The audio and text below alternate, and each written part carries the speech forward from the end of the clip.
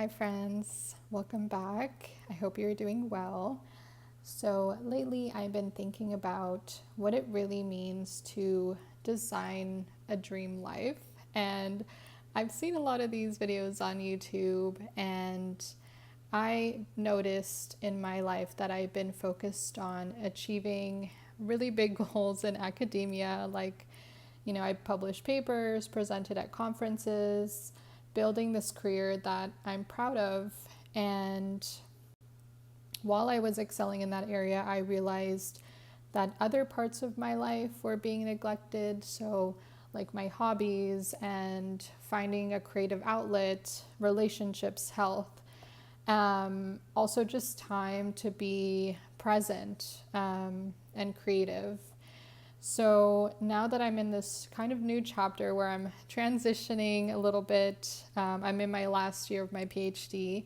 So thinking about what's coming next, I'm using my planner now not to only stay organized, but create, or I guess intentionally design a life that reflects all of my values and not just my professional ones. So I'm using it to reconnect with my hobbies, explore new career directions, spend less time on social media. My last video was on using my planner to stop doom scrolling, basically. So I highly recommend checking that one out. And then also taking care of my body and just cultivating joy. And so now I'm just experimenting and reflecting and seeing what works. And in this video, I want to show you how I'm using my planner to design my dream life and how I'm turning these intentions into practical daily habits. So for years, my planner has just been a productivity tool for academia, like deadlines, projects, to-dos. And now that things are kind of changing, I'm wanting it to be more of a life design tool. So I've definitely experimented with different systems like digital planners, like Notion, but honestly, it just didn't work for my brain. I needed things to be right in front of me and not digital. It has to be accessible on my desk.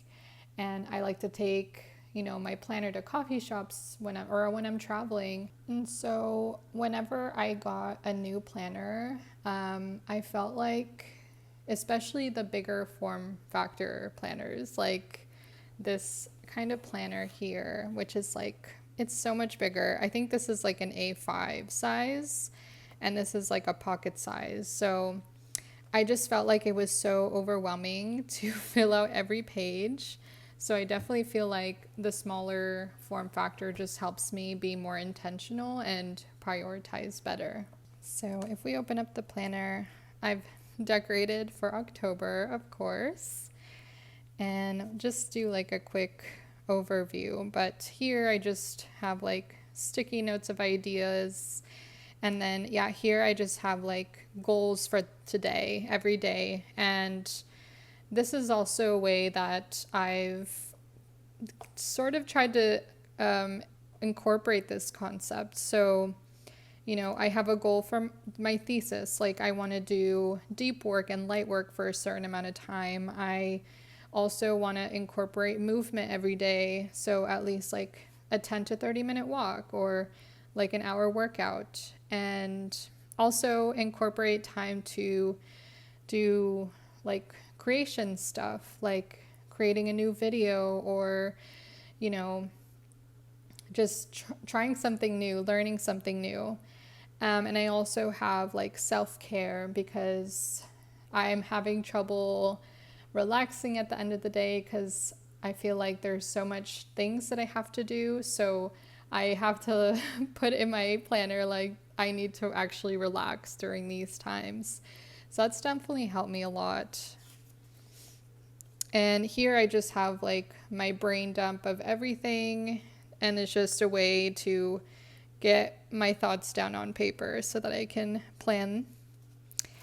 And then, here I have like my inboxes, and I kind of tried to separate them to like emails, research, and then back here you have like my personal to try to kind of separate as well.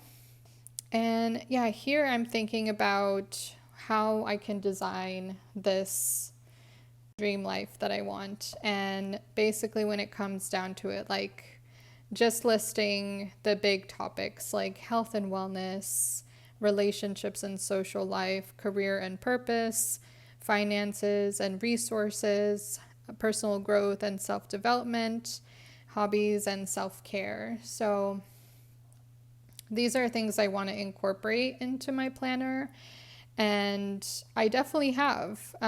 So for health and wellness, I've been trying to keep up with like trackers. So here's like a workout tracker, and also this is like a habit tracker that I've been working on. So things that I really want to do every day, like journaling, 7K steps, trying to avoid scrolling like less than 30 minutes a day, yoga, having 80 ounces of water, no added sugar, my workout tracker, healthy meals, skincare, writing, and deep work. So these are just like habits that I want to keep up with. And I definitely think my health is number one priority for me, and making sure I'm working out a certain amount of time every week or every day, and making sure I'm like eating really clean and trying to have less sugar. So yeah, that's something that I have incorporated already, and this helps me really stay on track with those goals. And then the next one is relationships and social life. So this one I definitely need more work on because I am a homebody and introvert and going out is a lot, but for me at least. And yeah, I definitely have been trying to prioritize this more and make time for, like I just moved to a new city. So going out and, getting out of my comfort zone a little bit and trying new things, trying to get into like a walking club or like a stationary club. I think that would be really fun and a fun way to meet new people. So this is something that I definitely want to incorporate and include in my planner and see when these events are coming up and writing it down on like my calendar, because yeah, I feel like this is like my fun calendar of like birthdays and events that I can put on here and just have a look out for. So I think that would be a really nice way to include that into my planner. The next one is career and purpose, and I feel like I've included this in my planner as well, of looking for new jobs, applying for new jobs and stuff like that, and thinking about what is like the most ideal job, And for me, I'm still trying to figure that out and see what kind of careers are out there after the PhD. Do I want to continue in academia? So I've definitely been setting goals for this, which is reaching out, like kind of cold emailing and asking about like more informational interviews. And I feel like this is a really nice way to network with people and see, day to day what their lives look like, and see if it would be a good fit if you were to like apply for a job with them, And yeah, I just feel like it builds up a really good network. And yeah, I've been definitely incorporating that into my planner. Like in my email section, I put like emails with people that I want to reach out to, and I have a goal of at least 2 to 3 emails a month. Could be more, but this is just like to get me started, because it is, for me, reaching out to people, you have to do a little bit of research and see, read their papers, or if it's a job, look into the company. So it definitely does take time, and So I've been trying to incorporate that as a goal every month and write that in like this is like my email checklist of emails that take a little bit of time. So that's where I put those. And then the next one is finances and resources. So yeah, I think this is something I want to include that I don't really have in my planner. And I've seen some spreads of like expenses every month. And I used to do this in Excel, but I feel like when you write down on paper, like how much you're spending every month, and I feel like it's just like a more intentional way of doing things. And that's something I definitely want to include in this planner as well, just to see like my overall spending in the month and physically writing it down. I think that would be really useful. And I also wrote it here in my personal curriculum. So these are just like a brain dump of things that I want to include in my personal curriculum, but I definitely included financial literacy, which, yeah, I feel like this could be something I can do when I have free time and looking into like courses or books that help with, how to invest in stocks and how to manage your money, how to save your money. And then the next one is personal growth and self-development, which I think I've been really focusing on lately. So this is like hobbies or creative pursuits. And for me, that was starting a YouTube channel, which has already been such an amazing experience. And I feel like a really good creative outlet for me. There's also, journaling and reflection and self-awareness practices. So yeah, in my last video, I talked a lot about doom scrolling and spending a lot of time on the phone. And I think with this planner, because it's on paper, it's really actually reduced my screen time. And, I feel like that in itself has opened up a lot of free time for me to work on this channel, to journal more, to reflect more, to think about goal setting and vision planning and stuff like that. So that's been something I have definitely incorporated into this planner. And that's definitely another portion of the personal curriculum is things that I want to learn more about. And I just did like this brain dump here of things that I want to learn more about, and on, thinking about, instead of picking up my phone, these are things that I want to learn on my free time, and spending my time looking up, books on creative writing, digital art and sticker design. That's like another one of mine. And practicing art and stuff like that. Yeah, I also have video storytelling. So, learning how to make videos and learning how to make them better every time, financial literacy. I just talked about that one. And also public speaking and trying to be better at science communication. And how can I explain my science in a way that everyone can understand and making it more accessible. And then the next one, I put hobbies, which I think goes into personal growth and self-development. And then I also have self-care, which has definitely been something I've been trying to incorporate a lot more into this planner and in my life. And that, I think, comes in a lot of different ways. I think, yeah, like I have been trying to be more intentional about setting specific times that I'm actually going to be working and times where I'm going to be relaxing and done, like clocking out of work basically for the evening, because in the PhD, you don't really have, like, you're not working from 9 to 5. Your hours are very flexible, and I feel that most PhD students don't work from 9 to 5 or it depends on the day, honestly, but also depending on the kind of work, and work that's like writing and takes up a lot of brain power, I think can only be done like 3 hours a day. And I know that's not everyone, but I feel like for the majority, it's really hard to work that long, working on these like high brain energy tasks. And so I try to remind myself that, and try not to work up until the late evenings and not having time to actually relax.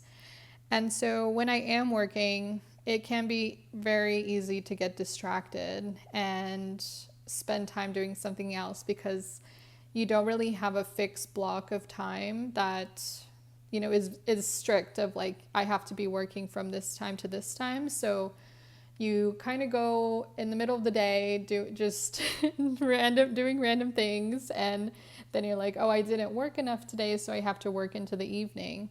So for me, a way that I've been trying to combat this is this distraction list of, when I am working, opening this up, and if I want to do something else, writing it down so that later I can get to that. And I feel like this is something that is self-care, because I'm not saying, oh, I shouldn't do this at all. This is something that I can do later. And it's a way that I'm reminding myself that I have later, like after, let's say 5, setting a deadline of, this is when I'm going to stop working. So yeah, that's been working a lot for me. And I also have these pages of gratitude. So just thinking about things to be grateful for every day. I also in here have like my 1 line a days, and basically just writing down what happened that day. And I think it's really nice for memory keeping as well. So yeah, that's how I'm using my planner to design my dream life. But I feel like it's one that feels balanced and honestly doable, because, and I'm still figuring this out too. I think this planner has been a way for me to experiment a little bit and reflect and grow. And I think this can also be used not only as a productivity tool, but as a way to look at these different areas in your life and see, is there some improvement that I want to make? And that can be so small. That could be a goal, like for health and wellness, working out at least once a week, or going for a walk, at least 10 minutes a day. That it doesn't have to be such a huge goal. And I think on social media, you do see a lot of hustle culture and, videos on designing this dream life that feel unattainable, because sometimes they are. And I think the beauty of this is building up these habits, because honestly, you could set these really big goals for yourself, but if you're not implementing them into your day-to-day life somehow, then that's all it is it's a goal that you have. And I really do think it comes down to habits and what you prioritize. And I definitely, for all of these, at least for me, I know I can only prioritize a few things. And I know this isn't everything in my life. I think if you're intentional and you try a little bit every day to do some of these things, I think honestly in the long run, that's how you accomplish goals. So yeah, I hope this inspires you. Not just to see your planner as this productivity tool, but a way that you can design this life that you want and build these habits that you want. So yeah, I encourage you to make this list of things that you want to improve on in your life. And I'm also curious, do you prefer a digital system because you need everything on your iPad or your phone, or do you need a bigger planner because you write down way more things than I do? Or do you get distracted by decorating your planner and need something way more simple and minimal? So I'm curious what's working for you guys, so let me know down below. Thanks so much for watching, and I'll see you in the next one.